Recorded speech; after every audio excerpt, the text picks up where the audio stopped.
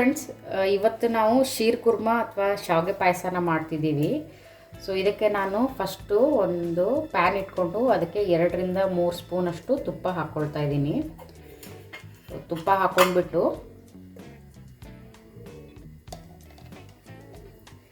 ಇದು ಡ್ರೈ ಫ್ರೂಟ್ಸ್ನ ನಾನು ನೆನೆ ಹಾಕಿ ಅದ್ರ ಮೇಲಿನ ಸಿಪ್ಪೆ ಎಲ್ಲ ಕಟ್ ಮಾಡಿ ತೆಗೆದಿಟ್ಕೊಂಡಿದ್ದೆ. ಅದನ್ನ ಚೆಂದಾಗಿ ಈ ತುಪ್ಪದಲ್ಲಿ ಹುರ್ಕೋಬೇಕು. ಸಿಪ್ಪೆ ಎಲ್ಲ ತೆಗೆದ್ಬಿಟ್ಟು ಹುರ್ಕೋಬೇಕು.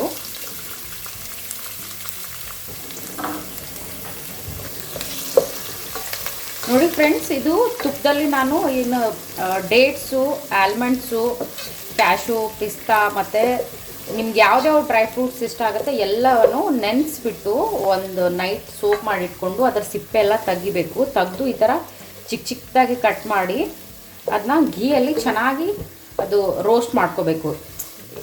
ಸೊ ಆವಾಗ ಟೇಸ್ಟ್ ತುಂಬ ಚೆನ್ನಾಗಿ ಬರುತ್ತೆ. ನೋಡಿ ಫ್ರೆಂಡ್ಸ್, ಈ ಥರ ಇದು ನೀಟಾಗಿ ಫ್ರೈ ಆಗಬೇಕು ತುಪ್ಪದಲ್ಲಿ. ಇದನ್ನ ನಾನು ಒಂದು ಬೌಲ್ಗೆ ಎತ್ತಿಟ್ಕೊಳ್ತೀನಿ ಚೆನ್ನಾಗಿ ಫ್ರೈ ಆದಮೇಲೆ. ಸೊ ನೋಡಿ, ನಾನು ಇದು ಥಿನ್ ಆ್ಯಂಡ್ ರೋಸ್ಟೆಡ್ ಶಾವಿಗೆ ಅಂತ ಬರುತ್ತೆ. ಆ ಶಾವಿಗೆನ ಒಂದು 50 ಗ್ರಾಮ್ ಅಷ್ಟು ತೊಗೊಂಡಿದ್ದೀನಿ. ಅದನ್ನ ಚೆನ್ನಾಗಿ ಕಟ್ ಮಾಡಿ ಇಟ್ಕೊಂಡು ಇದೇ ತುಪ್ಪಕ್ಕೆ ಈಗ ನಾವು ಹಾಕಿ ಇದನ್ನ ಚೆನ್ನಾಗಿ ರೋಸ್ಟ್ ಮಾಡ್ಕೋಬೇಕು. ತುಪ್ಪದಲ್ಲಿ ಮತ್ತೊಮ್ಮೆ ಫ್ರೈ ಮಾಡ್ಕೊಳ್ಳೋಣ.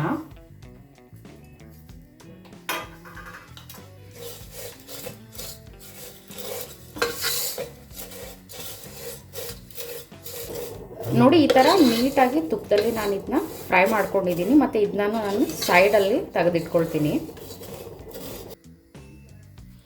ನೋಡಿ ಫ್ರೆಂಡ್ಸ್, ಇವಾಗ ನಾನು ಒಂದು 1/2 ಬೌಲಷ್ಟು ಶುಗರ್ ತೊಗೊಂಡಿದ್ದೀನಿ. ಇದನ್ನ ನಾವು ಕ್ಯಾರಮಲೈಸ್ ಮಾಡ್ಕೊಳ್ಳೋಣ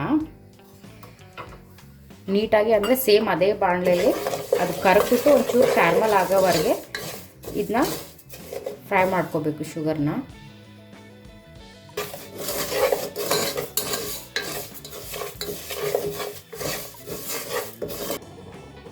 ನೋಡಿ ಫ್ರೆಂಡ್ಸ್, ಇವಾಗ ನಾನು ಶುಗರ್ನ ಕ್ಯಾರಮಲೈಸ್ ಮಾಡಿದ್ದೀನಿ.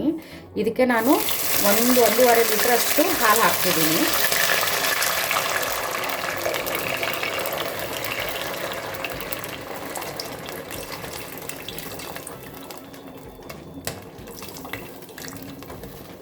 ಸೊ ಕ್ಯಾರಮಲೈಸ್ ಶುಗರ್ಗೆ 1.5 ಲೀಟ್ರ್ ಅಷ್ಟು ಮಿಲ್ಕ್ ಹಾಕಿ ಅದನ್ನ ಒಂದು ಬಾಯ್ಲ್ ಬರೋವರೆಗೆ ಕುದಿಸ್ಕೋಬೇಕು.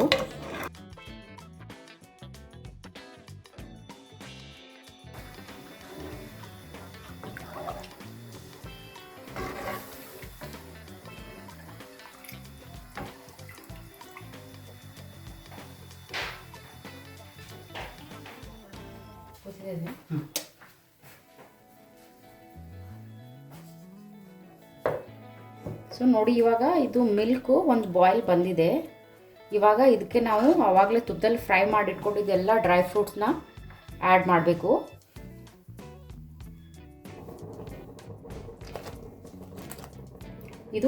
ಇದರಲ್ಲಿ ಒಂದು ಕುದಿ ಬರೋವರೆಗೆ ಇದನ್ನ ಬಾಯ್ಲ್ ಮಾಡೋಣ ಡ್ರೈ ಫ್ರೂಟ್ಸ್ನ.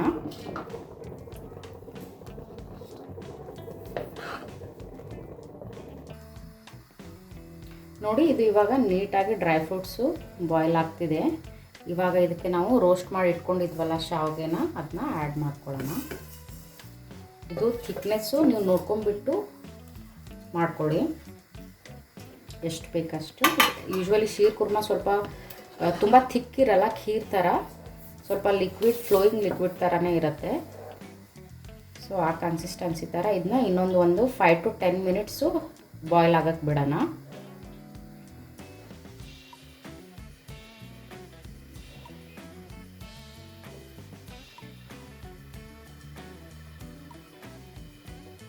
ಇವಾಗ ಇದು ಒಂದು ಬಾಯ್ಲ್ ಬಂದಿದೆ. ಅದಕ್ಕೆ ನಾನಿಲ್ಲಿ 200 ಗ್ರಾಮ್ ಕಂಡೆನ್ಸ್ ಮಿಲ್ಕ್ ತೊಗೊಂಡಿದ್ದೀನಿ. ಅದನ್ನ ಇದಕ್ಕೆ ಆ್ಯಡ್ ಮಾಡ್ಕೋಬೇಕು. ಇದು ನಾನು 1.5 ಲೀಟರ್ಗೆ 200 ಗ್ರಾಮ್ ಕಂಡೆನ್ಸ್ ಮಿಲ್ಕ್ ಹಾಕಿದ್ದೀನಿ. ಆವಾಗಲೇ ಒಂದು 1/2 ಕಪ್ಪಷ್ಟು ಶುಗರ್ನ ಕ್ಯಾರಮಲೈಸ್ ಮಾಡಿ ಹಾಕಿದ್ದೀನಿ. ಸೊ ಈ ಸ್ವೀಟು ನೀವು ನಿಮಗೆ ಟೇಸ್ಟ್ಗೆ ಎಷ್ಟು ಸ್ವೀಟ್ ಬೇಕೋ ಅದ್ರ ಮೇಲೆ ಮಾಡ್ಕೊಳ್ಳಿ. ನಾನಿದು 1.5 ಲೀಟರ್ಗೆ ಇಷ್ಟು ಸ್ವೀಟನ್ನ ಆ್ಯಡ್ ಮಾಡಿದ್ದೀನಿ. ಇವಾಗ ನಾನು ಇದಕ್ಕೆ ಒಂದು ಸ್ವಲ್ಪ ಕೇಸರಿ ಹಾಲನ್ನ ಇದಕ್ಕೆ ಆ್ಯಡ್ ಮಾಡ್ತಾಯಿದ್ದೀನಿ, ಕೇಸರ್ ಮಿಲ್ಕ್ನ. ಕಲರ್ಗೋಸ್ಕರ, ಫ್ಲೇವರ್ಗೋಸ್ಕರ.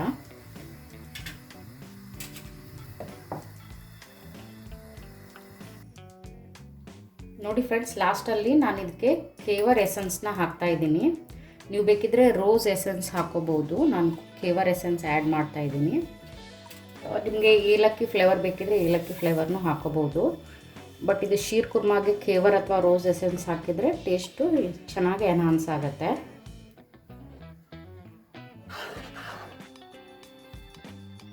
ನೋಡಿ, ನಮ್ಮ ಶೀರ್ ಕುರ್ಮಾ ರೆಡಿ ಆಗಿದೆ. ಇದು ನೀವು ಮನೇಲಿ ಟ್ರೈ ಮಾಡಿ ನಿಮ್ಮ ಫೀಡ್ಬ್ಯಾಕ್ನ ನನಗೆ ಕಮೆಂಟಲ್ಲಿ ತಿಳಿಸಿ. ನನ್ನ ರೆಸಿಪೀಸ್ ನಿಮಗೆ ಇಷ್ಟ ಆದರೆ ನನ್ನ ಚಾನಲ್ನ ಸಬ್ಸ್ಕ್ರೈಬ್ ಮಾಡಿ, ಲೈಕ್ ಮಾಡಿ ಮತ್ತು ಶೇರ್ ಮಾಡಿ. Thank you.